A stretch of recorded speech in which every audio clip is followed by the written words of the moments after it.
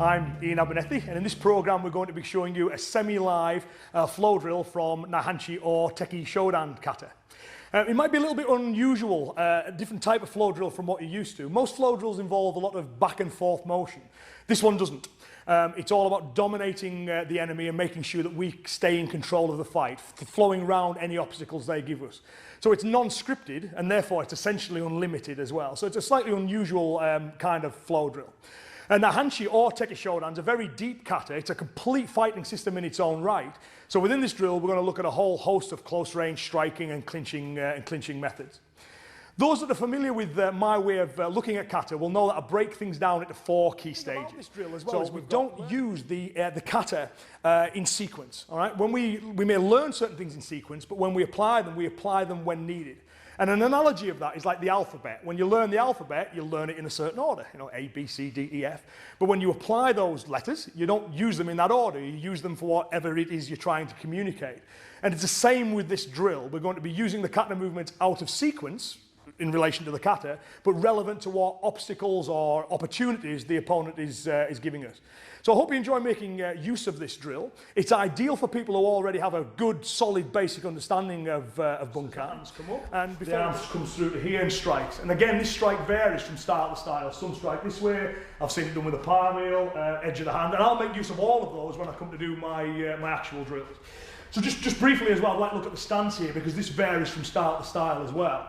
The way I perform it is I have the toes in slightly. The reason I like this is because it enables you to develop torque into the motion. So as I twist in this direction, the torque, my body weight gets loaded on this leg, it's sprung. So it means when I go back the other way, I've got that to push on. So this is a great stance to develop that spiralling feeling through the body. Now when I actually apply the motions, I'm not that fussed where my feet are, but so long as I've still got that spiralling feeling, so I develop big impact. So this is where we are from there. The next thing we've got is the strike with the elbow. Again, the way I do it is the hip would lead slightly before the elbow does. So again, we're using the feet to spiral up through the body and we elbow into the hand. Naihanchi!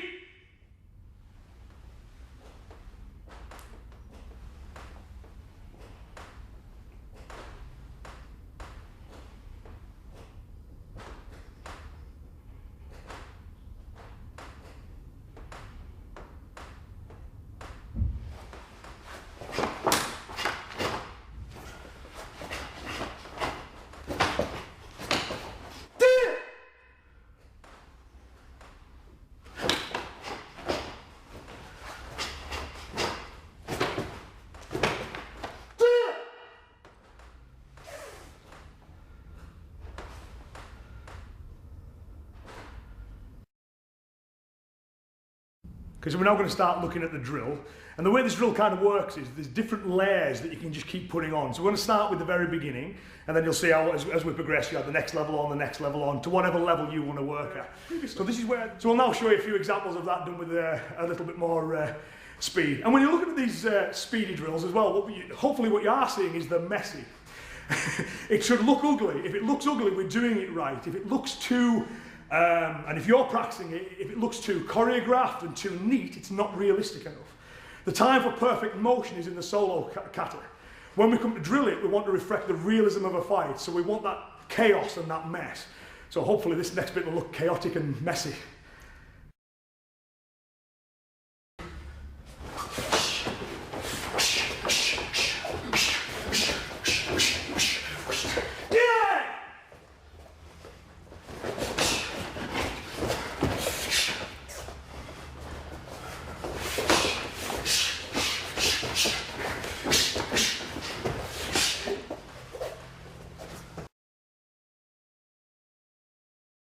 So the next thing we're going to look at is making use of the sotoki or uchuki. Different styles call it different things, but it's the stepping across motion and bringing the arm to here. So probably the first thing I should notice is the angle. Okay, we were going sideways. We're now looking straight when we do that motion, and the step across takes us off line. So the kata's telling us when we do this, we need to go back square and we need to be slightly off line, and you'll see that when we actually apply it. Where this one comes in great is when I'm throwing the elbows from here, and if the enemy should jam by pushing the hand back to stop me whipping my shoulder in. Now, there's other things I can do from here, you know, I could bring the arm under, I could roll with it, I could pull to there, which means I'm back right at the very start, and then I can whip back in with the elbows again. So there's those things I can do. But what I can also do from here is pin this hand. I want to pin it, I want control of it, and I want to have some purchase on that arm for what I'm about to do next. I then start to go square onto him and taking myself offline. Right? The reason I want to go offline is because I'm worried about that hand. I don't know where this one is, I've got hold of it. So if he was to move it, the instruction on the various elements of this drill. So the kata is an incredibly deep kata, and there's much more to it than what we've shown you here, but this gives you the central structure to train in this way, so start training with this. Again, you can practice it in lots of different ways. You can practice it nice and light to get the flow, or you can practice it a little bit more aggressively at speed to get the right combative feel. But the key thing is that you're learning to practice a kata like in situ, in a combative feeling environment. So what I'd like to show you now is just, we've given you lots of demonstrations throughout this program. I want to kind of just quickly show you a little clip sequence to give you a reminder of the various ways in which you can practice what is a very flexible and effectively infinite drill.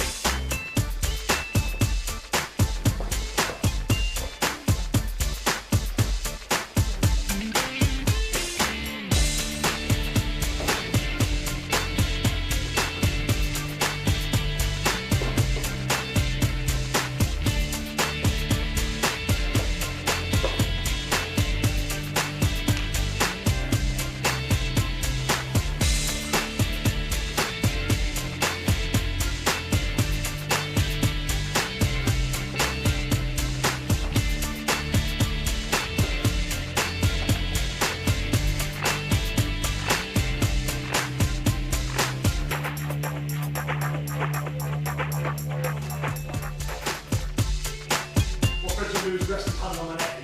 Because what he's trying to do in reality is actually insert his fingers round the wing point.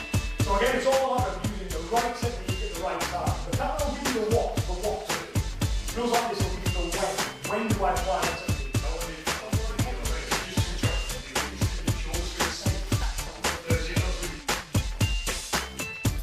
You beast.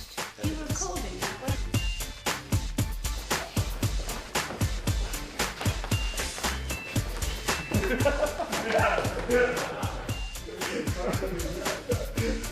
Come on, Frank, keep blocking it.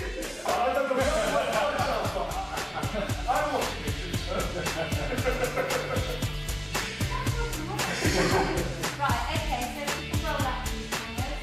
Feeling your own time match.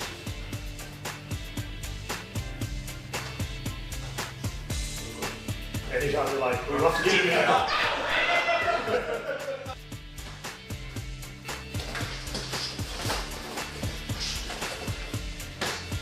Do you know what happened there?